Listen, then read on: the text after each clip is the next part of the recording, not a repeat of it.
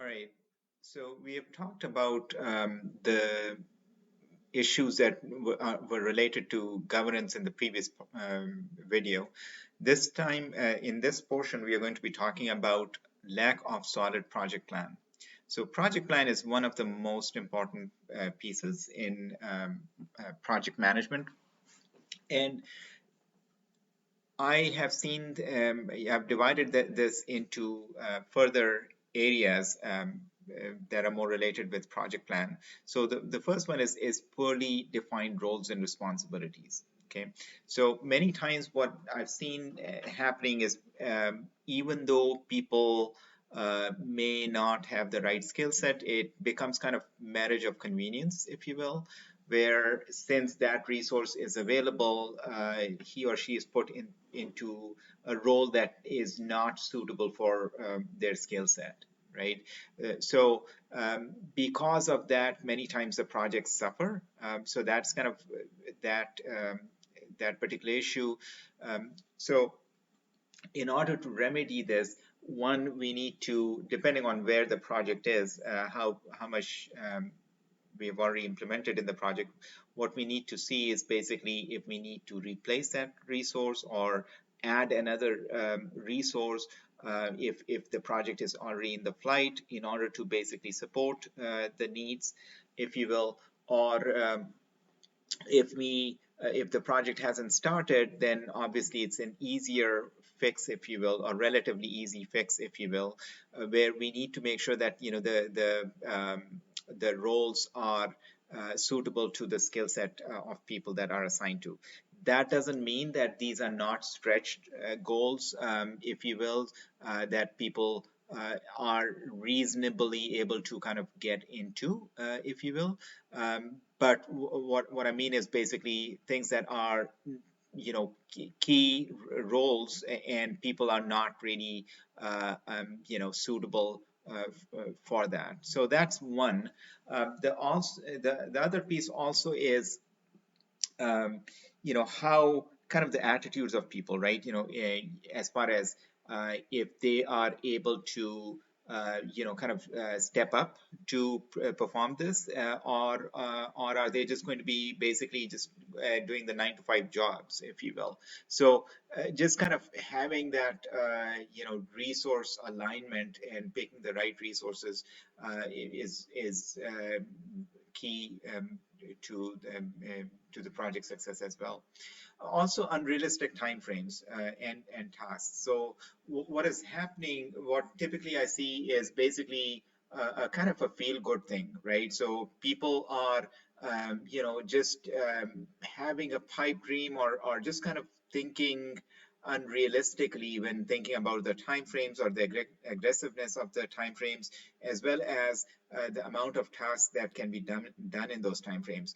The other thing I've seen is basically tunnel visioning. So what does that mean? Well, basically, what happens is when the project is getting planned, it's just we are not thinking about all the other things that are going on in the company, or as we talked about in the previous video about the conflicting priorities. These resources may be working on the another project or operations, that kind of thing, if you will, and we are basically just kind of assigning the task. An area that I've seen that is kind of sort of harder, if you will, is resources that are maybe kind of working tagged for production support issues and also working on the project. So and that's very common, that has to happen, if you will, typically. But what happens is, how do we? Many times we do not. Think about putting some kind of a cushion for the production support work that they may need to do. Production support, as you can imagine, is very much sporadic, if you will. So you may not have any production support work, 1 week, and the other week maybe all production support. So there needs to be some kind of a reasonableness when we are assigning, when we are figuring out the time frames for and the different tasks that people can perform. So that's that. Also, inadequateness in testing. This is very common that I've seen. One, I've seen that basically there's no test scripting. Forget about automation testing. There's no test scripting, right? And it's kind of basically just kind of a sporadic testing, if you will.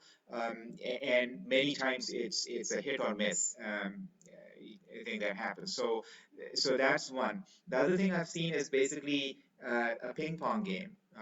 So what happens is basically the testers are opening a ticket, the fixers are fixing one and creating two others. Now, they basically create, it goes back to the testers. Now they basically find those other two, the new issues that are created, and then it goes, it basically is going back and forth between the person who's creating the product as well as the testers.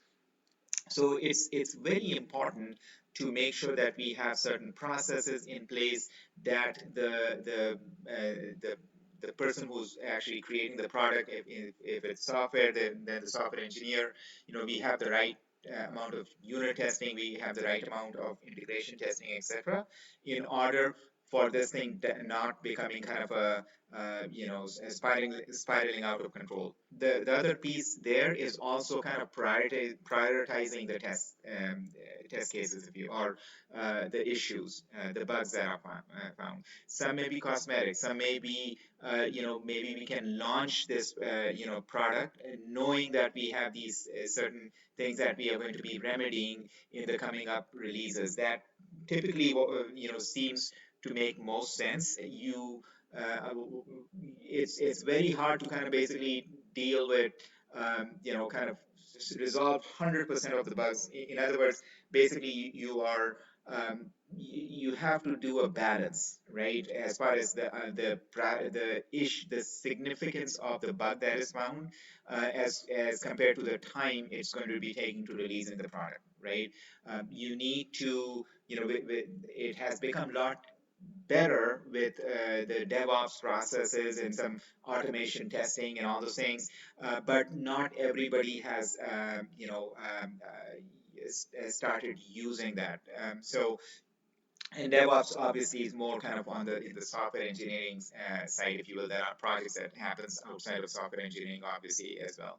So that's about kind of the inadequateness of testing processes. Make sure that you have, this is not an afterthought. If you can, even if you can create manual test scripts, you prescriptively do that, and so that you have some standard to go with, if you will, right? And if a bug is found, then basically, and when it is fixed, you can go through the same test case to make sure that things are getting done, or going through the regression test cases, if you testing. So that's about testing. Now another piece I want to actually bring up before I move on to another, of the issue is many times there are test. It's not just test processes, but also, things like basically, the system where you're testing, right? So, for example, the performance, right? Typically, what I've seen is basically test environment is different than the production environment and all those things. It is important to mimic what you have in production, so that you can basically understand that how exactly it's going to be working in production. Now, sometimes economically it's not going to be feasible. I understand that. So basically, what you do is you have you do you have a reasonable test environment. You're testing there, and then you may want to do a soft launch where you are, as you launch it in the production environment, maybe it's just getting used by a specific set of people, that are, you have your control group that basically is helping you to kind of make sure that it is working suitably in production as well. That doesn't mean that you're doing your testing in production. What I mean to say is it's kind of a more of a beta release, that you're doing in production, so that you can make sure that in that set of environment everything is working well. Now, as I mentioned, in this case of software, with DevOps, that's helping, resolve this issue quite a bit. So if you, but this is just kind of generally, talking about from a testing perspective. Estimates of for cost and schedules are erroneous, and this has to do, this is different than unrealistic timeframes, if you will. This is more kind of you're trying to estimate, but you haven't done enough analysis to have a good set of estimate, if you will, right? So that's has to be, this is kind of more of a gut feel, if you will, rather than more objectivity. And how can you bring objectivity in some of these things, right? One of the things that you can do is kind of see, maybe kind of a similar project that was done in the past, or a similar task that was done in the past, and kind of extrapolate from there to kind of estimate this, right? It's important to maybe kind of keep lessons learned from the previous projects, and then basically based on that see that what estimates work, what did not work, right? And again, as I mentioned before as well, these should not be done in vacuum, right? So you need to make sure that that resource, and you are paying attention to what the key resources are assigned to outside of this project as well, so that you understand that how much they are available to your project, and estimate schedules as well as cost better. Again, there are different techniques for estimating the schedules and costs, that um, that we can I can talk about in a separate video, but that's from PMBOK, etc. There are different techniques, but that's kind of just I'm assuming you're already familiar with that, but just make sure that cost and schedule are paid attention. Undefined objectives and goals. Many times it's like a vague pie in the sky that we are trying to hit, right? It's not tangible. So what you need to make sure is basically there's a the objective and the goal for the project is very well defined, and then you are basically planning based on that, right?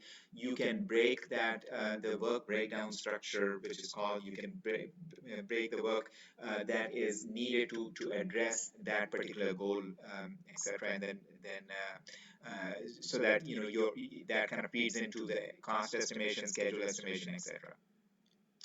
Next is change readiness plan. So this is a key. So it's one thing to basically just implement something. It's another to make sure that it's getting used appropriately, what it was designed for, and how much the company or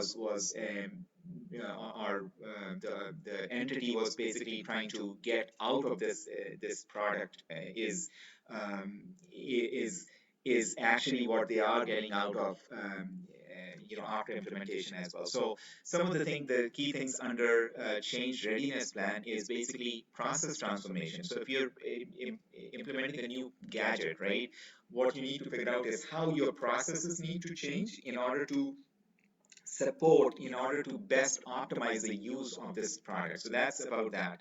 People transformation. So what skill sets do the people need to know, to have in order to start using this?